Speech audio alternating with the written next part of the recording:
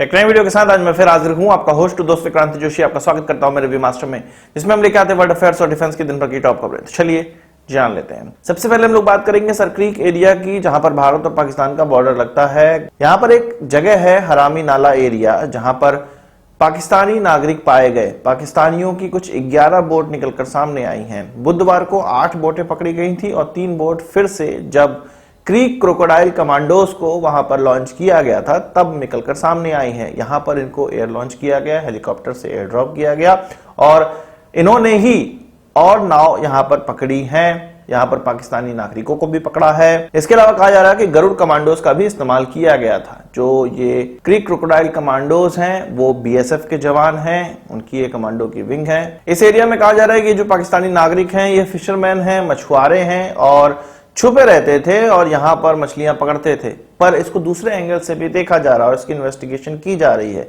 क्या पाकिस्तान यहां पर घुसपैठ करने का प्रयास कर रहा था? क्या पाकिस्तान यहां पर ऐसा कोई प्लान बना रहा था जिससे कि वो भारत की सीमाओं को फिर से असुरक्षित कर सके? ये जो एरिया है वो लगभग 300 किलोमीटर तक फैला हुआ है और यहां पर ड्रोन से मॉनिटरिंग की जाती थी। इसी ड्रोन से मॉनिटरिंग किए जाने के कारण ये बोट्स पकड़ी गई और इस इलाके में पता लगा कि पाकिस्तानी लोग घुसपैठ कर रहे हैं। अगली खबर हम लोग बात करेंगे डॉर्नियर एयरक्राफ्ट की, जिसको एचएएल के द्वारा लाइसेंस प्रोडक्शन किया जाता है। श्रीलंका को जरूरत है डॉर्नियर एयरक्राफ्ट की। आपको पता है कि उनके फॉरेन मिनिस्टर कुछ पैसों के लेन देन के लिए भारत आए हुए थे और भारत ने उनको $500 मिलियन का कर्ज, इसके अलावा $1 बिलियन का कर्ज, ये सारी चीजों का अनाउंसमेंट किया हुआ है।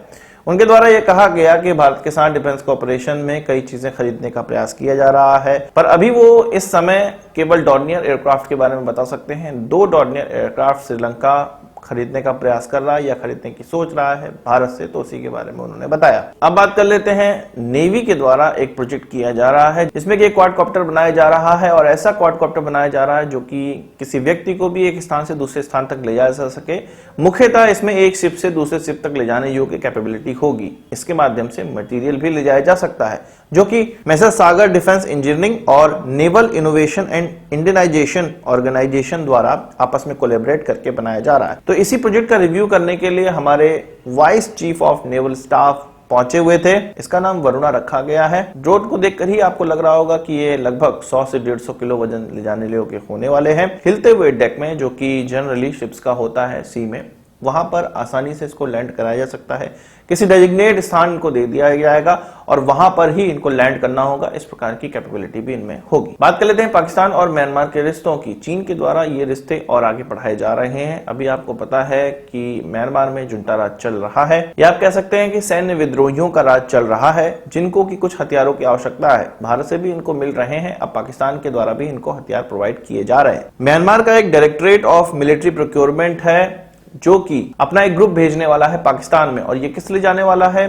प्री शिपमेंट इंस्पेक्शन के लिए। म्यांमार के द्वारा पाकिस्तान से 60 और 81 mm के मोर्टार खरीदे जा रहे हैं, M79 ग्रेनेड लॉन्चर्स खरीदे जा रहे हैं, हैवी मशीन गन्स खरीदी जा रही हैं। और ये सब कैसे हो रहा है? चीन की अगुवाई में हो रहा है। आपको पता है कि म्यांमार ने चीनी एयरक्राफ्ट JF-17 को खरीदा है, जो कि पाकिस्तान में लाइसेंस प्रोडक्शन के तहत बनाया जाता है। उसके लिए एयर टू सरफेस मिसाइल भी खरीदी जा रही है, क्योंकि चीन ने 2015 से ही म्यांमार पर इस प्रकार के जो हथियार है उनको बेचने के लिए बैन लगाया हुआ है। इसलिए पाकिस्तान के थ्रू अब ये जो हथियार हैं उसको म्यांमार तक पहुंचाया जा रहा है।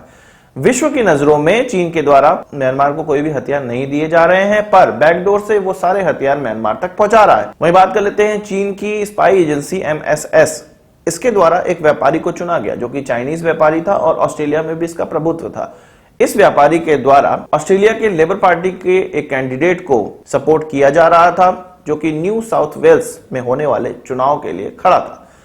ये कहा जा रहा है कि इस लेबर पार्टी के कैंडिडेट के लिए इसने फंड रेस किया या फंडिंग की और लोकल अथॉरिटी में इस प्रकार का व्यवहार बनाने का प्रयास किया गया या प्रमोशंस करने का प्रयास किया गया, ताकि ये जो कैंडिडेट है वो चुना जा सके। और जब ये चुना जाएगा तो फिर चीन इसके पीछे अपना गेम खेलने वाला था। ऑस्ट्रेलिया के इंटेलिजेंस एजेंसी को इसका पता चल गया और सारी फंडिंग इस लेबर पार्टी के कैंडिडेट की रोक दी गई है। और ये चीज सामने निकल कर आया है कि किसी बिजनेसमैन के द्वारा ये पैसे पूरे लगाए जा रहे थे चीन का प्रभुत्व बनाने के लिए इस चुनाव में। ये चुनाव मई में है और उससे पहले ही ये सारी चीजें निकलकर सामने आई हैं। अब बात कर लेते हैं उस फंड की जो कि अफगानिस्तान का यूएस के बैंकों में फ्रोजन है और उसको अभी तक जारी नहीं किया गया है अमेरिका के द्वारा।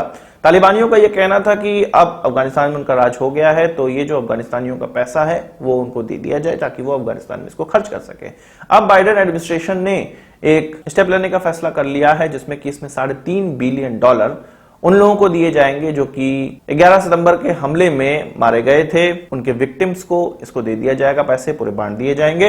इसके अलावा 3.5 बिलियन जो डॉलर होगा वो अफगानिस्तान में ह्यूमैनिटेरियन एड के माध्यम से पहुंचाया जाएगा। तालिबानियों को इसका कोई भी पैसा नहीं दिया जा रहा। इसके लिए कुछ कानून बनाए जाने हैं जो कि बाइडेन एडमिनिस्ट्रेशन के द्वारा बनाए जाएंगे, कुछ परिवर्तन करने हैं वो करे जाएंगे और तब जाके ये डिस्ट्रीब्यूशन होगा। बात कर लेते हैं बलूचिस्तान में एक सेंदे खान है जहां पर कॉपर, गोल्ड, आयरन इत्यादि धातुएं मिलती हैं और कई मिनरल्स और यहाँ पे प्राप्त किए जाते हैं। इसको मिनरल म्यूजियम भी कहा जाता है बलूचिस्तान का इस एरिया को। इसको फिर से चाइना को लीज पर दे दिया गया है और 5 साल की लीज पर दिया गया है। इससे पहले ये लीज एग्रीमेंट 2017 में अपडेट किया गया था। 2017 में ये कहा जा रहा था कि अभी चीनी कंपनियों को दे दिया गया है, 5 साल के बाद जब इसका एक्सटेंशन होने के समय आएगा तो फिर बलूचिस्तान की सरकार को या बलूचिस्तान को ये दे दिया जाएगा, चीनी गवर्नमेंट को नहीं दिया जाएगा। चीनी गवर्नमेंट या चीनी कंपनियों के द्वारा पाकिस्तान एडमिनिस्ट्रेशन को एक ल्यूक्रेटिव आइडिया दिया गया।